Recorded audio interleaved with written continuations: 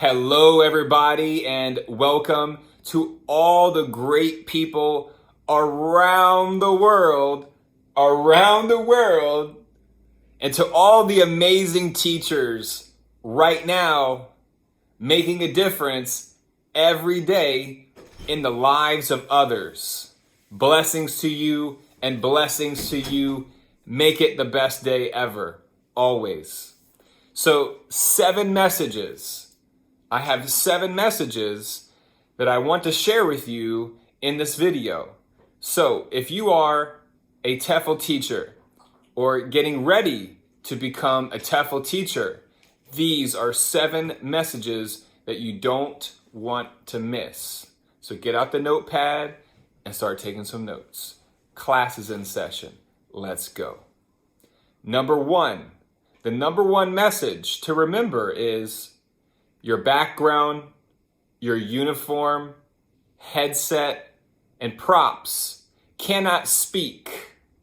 That's right. Teaching is more than just having good props. That's message number 1. Teaching is much more than just having some fancy props that you bought over the weekend. Why? Because they can't speak for you. They can make a great first impression. They're very attractive. They help with that first impression you need to make on the student and the parents at many times. But it's you that gives everything life. And that's number 2, message number 2. Bring your imagination to life. Let it shine in your classroom or your online classroom. Your voice. So A, your voice. B, your hands. How you articulate your hands with what's coming out of your mouth. C, your mouth. Many times when I'm teaching, a lot of parents really enjoy the fact that I put a lot of emphasis on the mouth movement and developing the muscles, especially for some students who have some challenges with forming different syllables with their tongue, with their mouth, and it's mostly because they gotta build up their muscles. That's all it is. Just like when we were in kindergarten, just like when we were in first grade, we had to do those same things, those same drills and exercises to improve our first native mother tongue language. That's right. Okay, so once you got those down, you need to learn how to slow down your speech. I've listened to some other teachers, how they talk to the student. It's way too fast. They're using a lot of expressions that the student has no idea about. So if you're getting frustrated in the lessons, again, take some notes along this video, and I know it will help you, okay? So, as I've mentioned, it's about bringing up your imagination, bringing your talent to life, to the hangout, your communication skills. You need to approach the classes like a hangout between you and a friend. Or if it's a classroom, you and a lot of friends, right? Because when you can take a more relaxed approach, social approach, it's going to be a lot more enjoyable for the both of you. At the same time, it's going to make the student feel more comfortable, more relaxed. And they look at you in a different way than other people who have taught them before. And that's what's going to make you stand out, how you listen to the student. Message number 3. Message number 3 is about creating a TEFL lifestyle. That's right. There's so much opportunity right now in different countries as an English teacher, whether it's online or if you're teaching at a school. There's so many things that you can do with that right now. So the reason why I have so much fun every day is because it doesn't feel like I'm working. I can take the morning off. I can sleep in if I want. And sometimes I can even take a nap during the day. Not because I'm trying to escape my reality, but because I just want to have a nice rest. Or maybe it's just finishing up at the gym and I come back, I get to eat some delicious food, take that hot shower, and then boom, I'm zoned in, ready to teach for the next 3 or to the next 4 hours. Not because I have to, but because I enjoy it. I enjoy communicating, talking, and listening to students who are learning the English language. It's really fun for me. It teaches me how to become a better instructor, how not to get frustrated with what's going on. So it takes a lot of patience. But when you start to learn that patience, then things start to come together very wonderfully and in your favor. So a lot of people are working jobs where they're waiting for the Friday or waiting for the weekend. But you have to realize, as I've mentioned, message number 3 about creating your lifestyle to where it feels like essentially you're always on vacation. And if you look up the origin of vacation, you can see that the Latin root is vacationem or vocatio, meaning leisure, a being free from duty. So right now, I'm living out in the countryside. I'm surrounded by pure abundance and nature. Rice farms, fruit trees, garden, vegetables, herbs growing around the house, becoming very sustainable at the moment. So I don't have to do things just to make money. I do things because I enjoy it. So you have to prioritize what you want in your life, what you're willing to do in your life, and what you enjoy doing the most. Because when you can find ways to monetize your service, what you're doing every day, what you love to do, then you're just going to be like, it's amazing to be alive. That's the real truth. So, as I've mentioned, creating the lifestyle, it's always vacation. There is no escape from the job, from the work, from the reality. It's you creating your reality each and every day so that you can progress and further your life, so you can keep manifesting what you are, what you dream of. We don't get what we want, we get what we are and what we are ready for. So you have to be ready. Number 4, building up a strong social network. So it's not all me. I wouldn't have gotten so many amazing experiences, met so many amazing people, and to be where I am in my life if I hadn't put the word out, if I hadn't networked and connected with so many different people all around the world, I would not be here right now. So it's about the connections that you're building face to face, online, through social media, how you ask people questions. That's a critical step. How you ask people questions, what you share with people in the inbox. And the better that you get at it, the more you can improve. Well, then you're going to just keep going and climbing and climbing and climbing. Because again, countless people along my journey have made significant impacts, whether it's a mentor, elementary school teachers, family, people whom I've connected with on social media. So you've got to remember that if you're looking to live the life of your dreams as an English teacher, you've got to be willing to get out of your comfort zone and start connecting with people on different social media, on email, however is best for you. But if you're not willing to branch out, then it's going to be very difficult for you to live the life, that you're dreaming of. That brings me to number 5. Number 5, the 5th message, avoiding the distractions. So this device right here, use it as a tool. Don't use it as a distraction. Because the more you keep scrolling, the more you keep looking at what other people are doing, You keep distracting yourself away from your purpose.